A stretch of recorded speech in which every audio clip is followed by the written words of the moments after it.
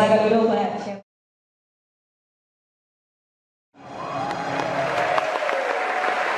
Nah, jadi langsung aja kita masuk ke sesi hari ini.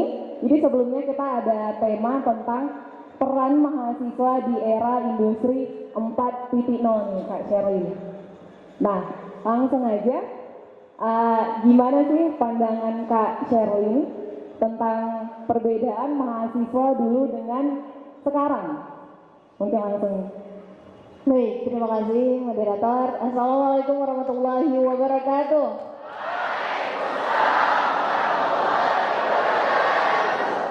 Jam 8.30, udah pada sarapan? Ada yang udah, ada yang belum. Udah pada sarapan belum? Kalau belum berarti sama. Oke, kalau saya dikasih tenaga 3, teman-teman harus 5. Seri 5 teman-teman harus 7. Seri 7 teman-teman harus 9. Kalau seri 9 teman 11. Oke, kita ulang sekali lagi. Assalamualaikum warahmatullahi wabarakatuh.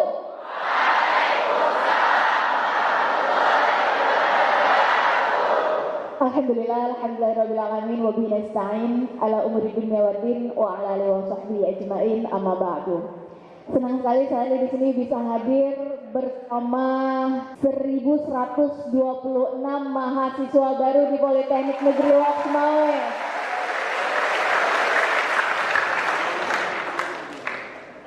Ini akan menjadi perjalanan baru teman-teman. Ini akan menjadi buku baru teman-teman. Dan ini merupakan langkah awal dalam sejarah kemahasiswaan teman-teman.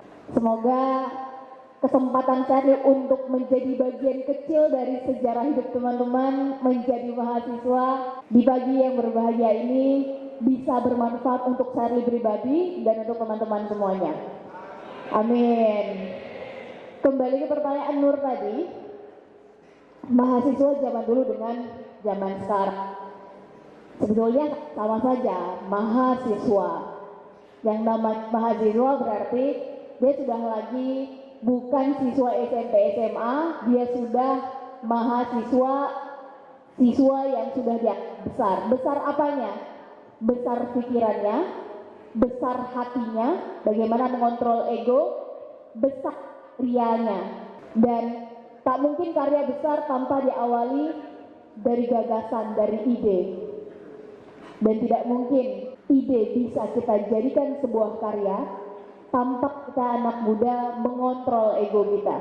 Kalau dua ini sudah terkontrol, tunggu saja karyanya akan bergulir menjadi karya yang besar dan bermanfaat. Bedanya antara mahasiswa zaman dulu dengan zaman sekarang, kalau mahasiswa zaman sekarang ada satu percepatan, ada satu akselerasi yang tidak dimiliki oleh mahasiswa zaman dulu.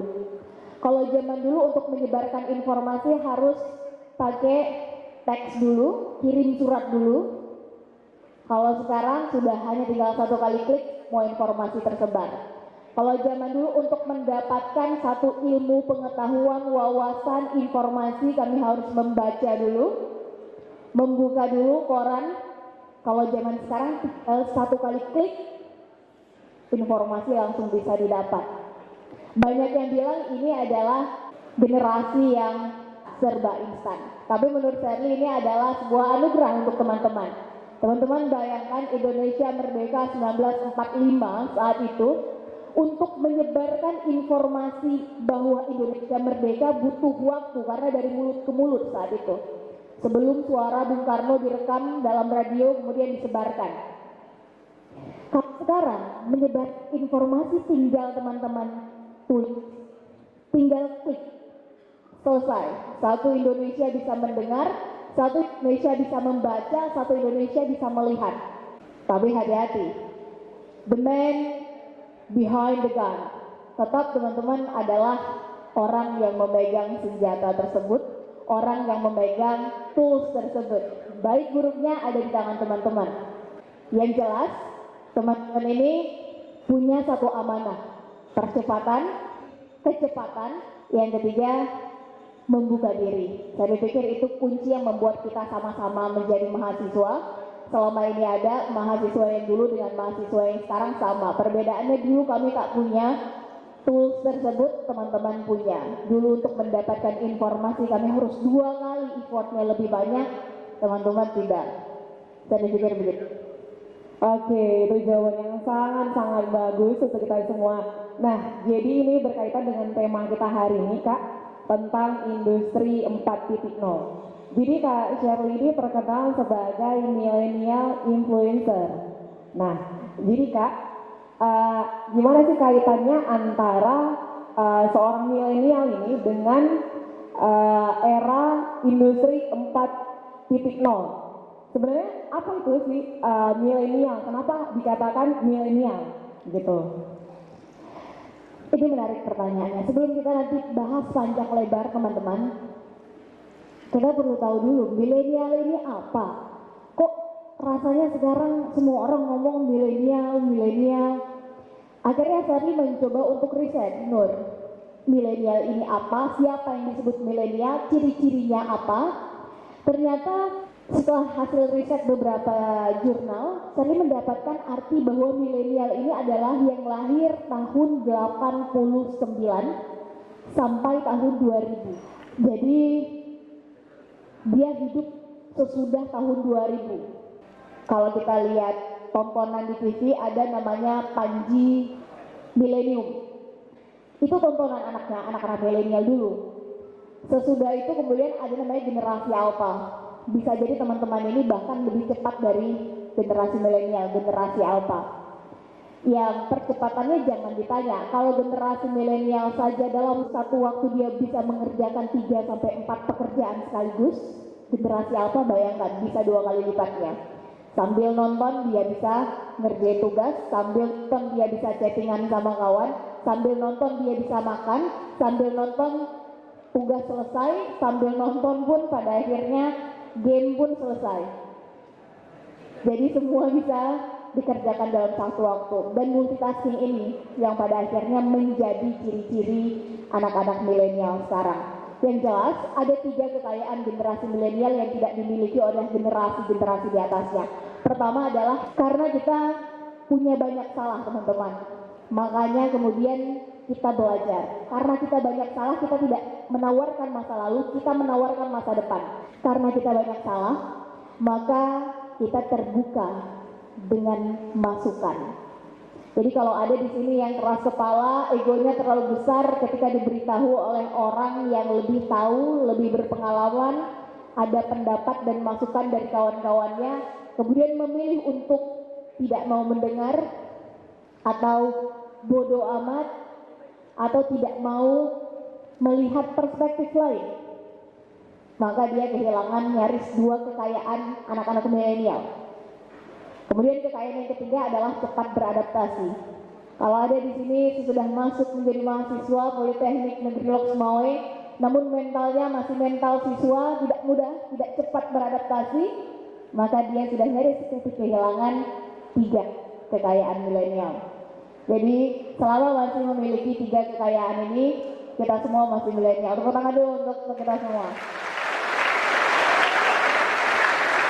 Nah, jadi nih Kak, Nur mau bahas tentang ini kampus kami ini kampus advokasi. Kampus yang 60%-nya itu kami praktek dan 40%-nya itu teori. Jadi kami seperti kata direktur kami, bahwasanya mahasiswa yang diluluskan dari kampus ini adalah mahasiswa yang langsung berhadapan dengan industri. Bukan dipersiapkan untuk pegawai negeri sipil, tapi memang langsung lapangan yang keras. Istilahnya harus jadi bos lah, ya enggak? Jadi mengenai tentang industri 4.0 ini pasti banyak rintangan, banyak sekali tantangan yang harus kami hadapi gitu kan. Boleh Kak uraikan tantangan seperti apa yang ada di depan yang harus kami hadapi dan gimana cara menghadapi tantangan tersebut? Baik, terima kasih Nur. Ini sekaligus saya menjawab karena ini tema besar kita. Saya izin berdiri boleh biar bisa kelihatan yang di atas dan di bawah. Saya minta waktu sedikit saja, selebihnya kita mari kita berdiskusi. Karena anak muda yang berkumpul membawa masalah, maka semoga keluar dari gedung ini kita membawa solusi-solusi yang inovatif. Sepakat? Ada sebuah kata mutiara teman-teman yang mengatakan bahwa youth today, leader tomorrow. Pemuda hari ini adalah pemimpin masa depan. Ini kata-kata yang biasa tapi sebetulnya memiliki arti yang sangat dalam. Jangan sampai kita membalik. Pemuda hari ini adalah pecundang di masa depan. Kenapa? Karena kita tidak melakukan persiapan. Malcolm X pernah mengatakan, Malcolm X ada yang tahu teman-teman? Malcolm X ini adalah seorang berkulit hitam dari Amerika. Ia memperjuangkan persamaan ras antara kulit hitam dan putih. Sudah terlalu banyak peneliti sosial mengatakan kalau ada presiden pertama Amerika kulit hitam sebelum Obama, maka Malcolm X adalah yang paling pantas. Malcolm X bilang begini, "The future belongs to those who prepare for it today." Masa depan adalah milik mereka yang mempersiapkannya hari ini. Jadi nyaris tidak mungkin kita berbicara bagaimana tantangan kita anak muda ke depan menghadapi 4.0, bagaimana posisi kita nanti 5, 10, 15 tahun ke depan kalau kita tidak melakukan persiapan. Persiapannya dari kapan? Dari sekarang. Semakin kita menunda, pekerjaan itu tidak akan selesai. Kapan? Mau mulai berkarya dan berkontribusi untuk lingkungan sekitar. Sekarang memang saya hanya berpikir untuk diri sendiri. Tapi 2-3 tahun lagi, meski kecil, tapi saya akan menjadi bagian dari perubahan. Selalu melihat sisi positifnya. Tahu sekarang kita ada di mana dan tujuan kita apa ke depan.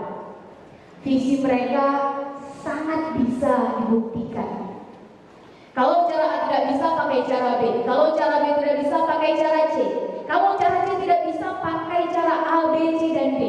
Selama tidak melanggar hukum, selama tidak melanggar aturan, maka sah-sah saja.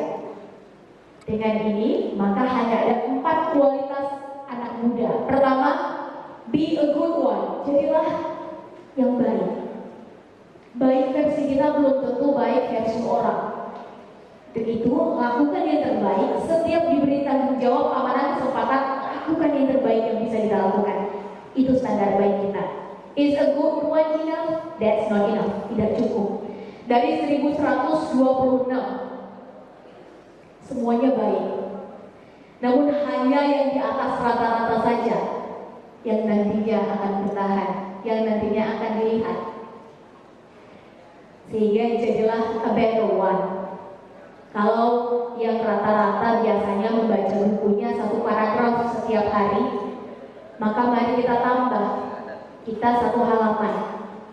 Kalau yang biasa 1 halaman, kita tambah menjadi 1 lembar. Kalau yang biasanya 1 lembar, kita tambah menjadi 2 lembar.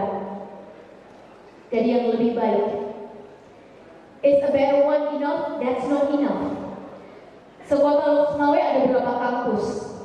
Bisa jadi sekarang di gedung aula yang sama ada sejumlah mahasiswa juga yang sedang melakukan penerimaan mahasiswa baru. Se-Provinsi Aceh ada berapa kampus, ada berapa universitas, ada berapa mahasiswa yang sekarang juga berada pada posisi teman-teman.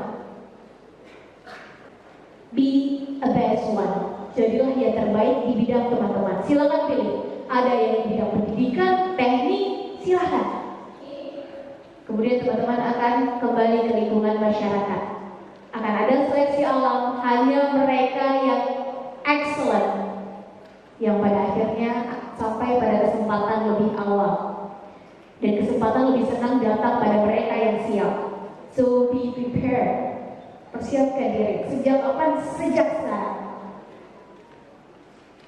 Tahun pertama silahkan teman-teman mulai mengenal diri, silahkan berkarya berprestasi di tingkat kampus. Tahun kedua naik tingkat provinsi, tahun ketiga naik tingkat nasional, keempat silahkan.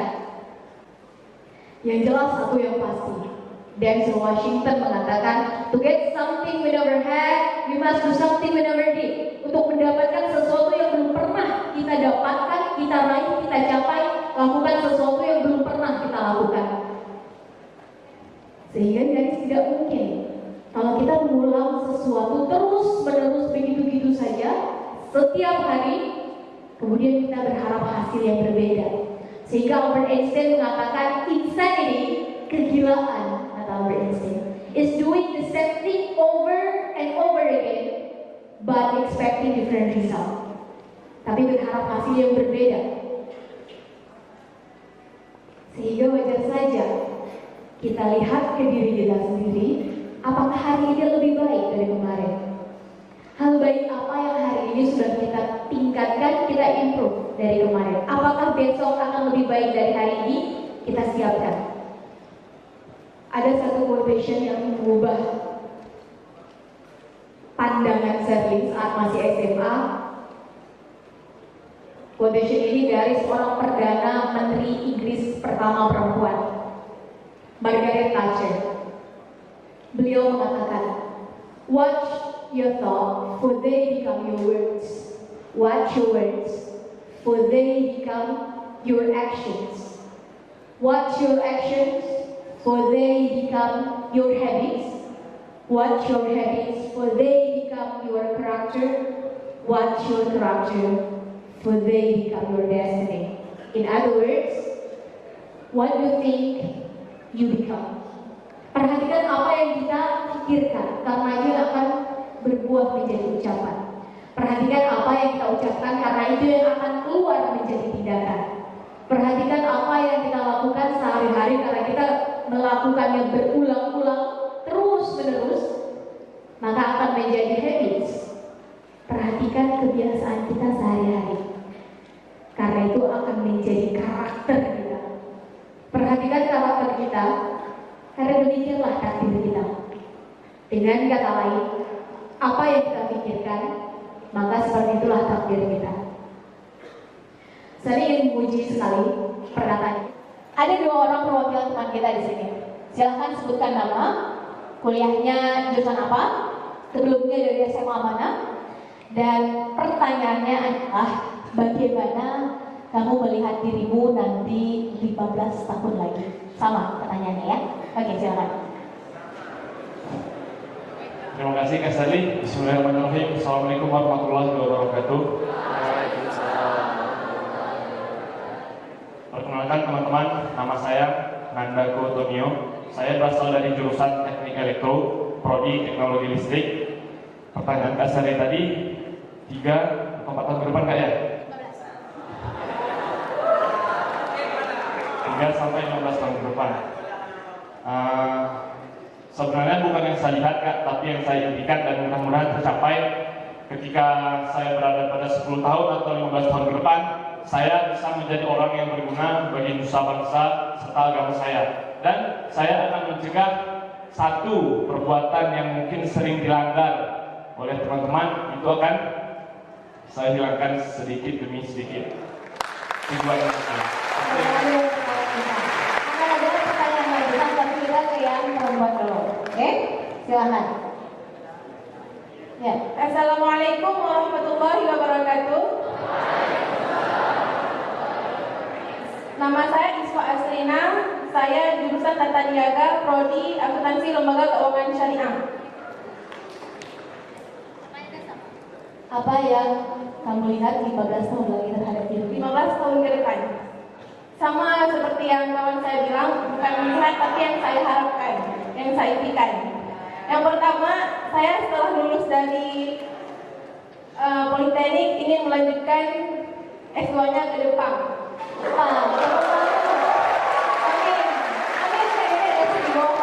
Inilah visi, goal, dan tujuan hidup. Karena tanpa itu kita nyaris akan kemana-mana, tidak fokus. Milikilah visi, karena mereka yang punya visi akan berjuang dengan segala cara dan upaya untuk mewujudkan visinya. Sejarah bukan mencatat orang paling cantik, sejarah bukan mencatat orang paling kaya, tapi yang dicatat adalah mereka yang hasil kerjanya bisa dirasakan oleh banyak orang. Sebut saja sekarang Bill Gates, dia bikin foundation membantu mereka yang punya penyakit kanker. Sebut saja siapa lagi misalnya. Jack Ma membuat foundation. Sebut saja presiden-presiden kita membuat yayasan. Kenapa? Karena akhirnya kita sampai pada titik apa tujuan kita? Apa yang ingin kita tinggalkan untuk diri kita, untuk orang-orang sekitar kita, untuk bangsa dan agama kita. Mari sama-sama kita buka pikiran kita. Kita boleh sekarang ada di ruangan dengan luas segini, tapi kita buka pikiran kita seluas-luasnya. Hilangkan border-border yang menyekat pikiran kita, yang membatasi langkah, cita, dan karya yang akan kita buat.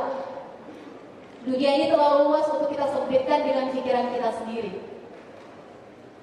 Angkat itu, lihat segala macam kesempatan dan potensi yang teman-teman punya. Yang jelas, selagi muda, ada dua kekayaan teman-teman. Yang andai cari ditanya, saya ingin mengulang waktu, ya tentu. Saya ingin mengulang idealisme, tentu. Maka idealisme teman-teman sebagai anak muda, sebagai mahasiswa, dan waktu teman-teman sebagai anak muda, silakan digunakan sebaik-baiknya. Teman-teman punya waktu 2 kali lebih luang, punya tenaga 2 kali lebih besar, punya kecepatan kerja 2 kali lebih cepat. Nyaris semuanya akan teman-teman tinggalkan tanpa hasil, merupakan sebuah kesia-siaan. Salah satu keinginan terbesar Charlie saat ini adalah bertemu dengan sebanyak-banyaknya anak muda di Indonesia, dan salah satunya adalah di Aceh. Semoga saya bisa pulang kembali secepatnya. Alasannya kenapa nanti akan saya sampaikan. Ada sebuah tanggung jawab moral yang tak bisa terganti karena lahir dan besar di sini. Ada sebuah janji pada orang yang dicintai untuk segera kembali. Tapi yang jelas teman-teman, mereka yang punya ilmu dan tahu menempatkan ilmunya di mana, mereka yang punya ilmu dan tidak mengeksklusifkan diri dengan ilmunya, mereka yang punya ilmu dan bisa diterima oleh semua orang, yang pada akhirnya akan mampu mengalahkan yang namanya mereka yang beruang.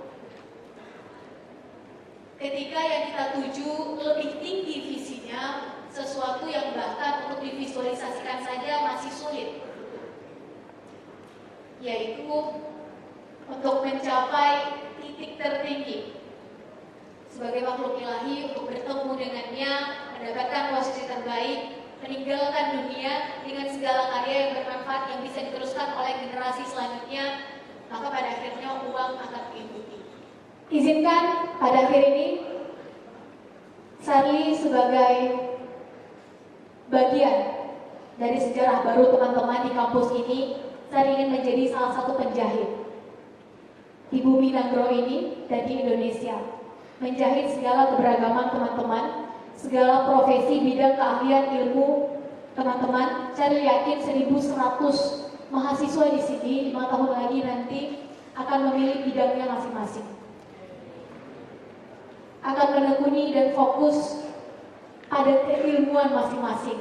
Tapi satu yang pasti, selama kita mempunyai visi yang sama untuk bangsa ini, untuk negara ini, untuk orang-orang di sekitar kita, dan untuk agama ini, maka 100 tahun pasca negeri ini merdeka tahun 2045 kita akan ada pada titik yang sama. Sekarang silakan pilih jalan teman-teman. Motivasinya apa? Silahkan pilih sendiri. Kalau saya pribadi, motivasi terbesar saya adalah orang yang sedang duduk di depan kita semua. Sehingga mereka yang realistis dan pesimis akan mengatakan, atau ya sudahlah. Tapi mereka yang optimis dan progresif akan mengatakan, saya akan cari cara bagaimanapun untuk mewujudkan mimpi ini. Akhirnya setiap 1 hari saya luangkan 1 jam sepulang sekolah ke warnet, karena saat itu di rumah belum ada internet, untuk mencari tahu beasiswa mana yang bisa saya daftar, peluang mana yang bisa saya tangkap, kesempatan mana yang bisa saya ambil. Long story short, singkat cerita, satu permasalahan selesai ketika lulus saya mendapatkan kurang lebih 20-an beasiswa dalam dan luar negeri. Itu bukan apa-apa teman-teman, karena saya yakin masih banyak yang di atas Sherly. Tapi untuk kondisi Sherly saat itu, Sherly sangat bersyukur bisa melanjutkan kuliah ke salah satu universitas di Pulau Jawa. Selama optimisme, harapan, dan keyakinan itu masih ada di dalam dada dan kita perjuangkan, maka kita akan selamanya muda. Jangan mau jadi anak muda yang pengecut. Hidup cuma satu kali, hiduplah yang berarti. Akan ada yang bertahan, akan ada yang berubah. Tapi satu yang pasti, harapan, cita, dan optimisme harus terus diperjuangkan. Demikian, Assalamualaikum warahmatullahi wabarakatuh.